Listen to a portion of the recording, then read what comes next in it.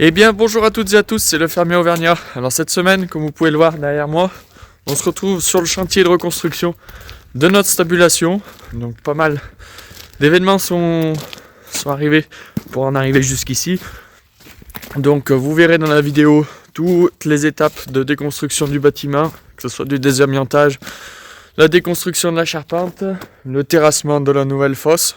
Donc fosse Sokai-Botti de ce côté-là, fosse à eau enterrée là en dessous, la création des deux murs du silo couloir qui fait 80 mètres de long, et après vous verrez dans les prochaines vidéos tout ce qui est création donc des logettes qui sont arrivées la semaine dernière, donc qui vont se trouver au niveau de la pelleteuse, le couloir d'alimentation qui va venir en prolongement de cette partie ici sur toute la longueur, donc sur les 100 mètres du bâtiment, du nouveau bâtiment, les créations des longrines pour les cornadis, et enfin, d'ici normalement quelques petits mois, le dressage de la charpente. Donc tout ce qui est dallage et reste de maçonnerie se feront uniquement plus tard, quand il y aura le toit, pour que ça soit plus facile pour couler, parce qu'il ne faut pas qu'il y ait trop de variations de température pour pouvoir couler les dalles.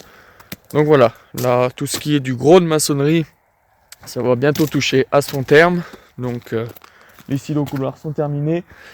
La fosse à lisier et la fosse à eau. Donc la fosse à eau pour pouvoir récupérer toutes les eaux de pluie du toit du bâtiment, afin d'avoir une capacité de stockage pour pouvoir laver les robots de traite. Donc ça, j'y reviendrai sur le projet au global, avec tout ce qu'on a prévu dans le bâtiment. Ça fait un petit peu ours de revenir comme ça sur la chaîne YouTube, sachant qu'il n'y a pas eu de vidéo depuis très longtemps. Mais voilà, on est pas mal occupé avec les travaux. On a à cœur de vouloir aider les maçons pour que ça aille au plus vite possible et qu'on puisse avoir un bâtiment au plus vite. Pour le moment, les vaches sont relogées dans un bâtiment qu'on a en location, donc juste à côté du bâtiment qui avait brûlé, donc de notre bâtiment. Et les vaches sont là-haut, donc avec un robot de traite qu'on a en location pour le moment. C'est loin d'être l'idéal. Et on a hâte que ça se termine, mais bon, en dépannage, en solution de secours, on a quand même trouvé ça, ce qui est quand même assez important pour nous, parce qu'on ne pouvait pas traire comme on traisait dans le bâtiment là, qui reste, donc l'ancien bâtiment des Génisses, où on a trait pendant 45 jours, ça n'aurait pas pu être possible, parce que les vaches étaient jour et nuit dehors, comme là en ce moment. On est l'hiver, il fait -5, -6 tous les jours, donc ça n'aurait pas pu être possible de continuer ainsi. Donc on avait fait le choix de trouver un bâtiment pour pouvoir loger nos bêtes durant toute la totalité de la reconstruction du bâtiment. La chose donc qu'on a faite, et de pouvoir y installer un robot de traite qu'on a racheté pour le nouveau bâtiment, parce qu'on voulait repartir sur un système robotisé comme on avait avant. Donc voilà, les vaches pour le moment sont relogées dans ce bâtiment là. On fait tout pour que ça puisse se terminer au plus vite et qu'elles puissent de nouveau être ici dans les meilleures conditions, les conditions optimales, que ce soit pour nous ou pour elles, pour pouvoir travailler sereinement et de manière un peu plus qualitative.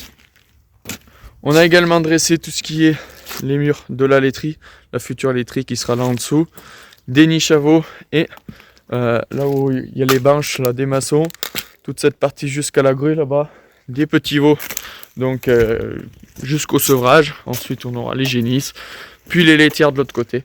Donc voilà, j'y reviendrai un peu plus, de manière un peu plus approfondie plus tard, parce qu'il y a pas mal de choses à vous expliquer, des choix qu'on a fait, que ce soit au niveau des logettes, que ce soit au niveau des robots, puisqu'il y aura plusieurs robots dans le bâtiment, et au niveau du bâtiment dans sa morphologie, comme on l'a réfléchi, pour que ce soit pour nous, pour notre part en tout cas, au plus simple, et pour avoir un bien-être animal optimal. Donc je vous en dis pas plus, je vous laisse donc avec toutes les images qu'il y a eu suite à l'incendie. Je vous avais fait une vidéo par rapport à l'incendie. Ça a été une étape vraiment très difficile à traverser, mais aujourd'hui, maintenant que c'est réglé avec les assurances et que la reconstruction démarre, ça permet d'y voir un peu plus clair et de pouvoir s'imaginer avec une charge de travail un petit peu moins conséquente, mais surtout avec un bien-être animal et un bien-être de l'éleveur retrouvé.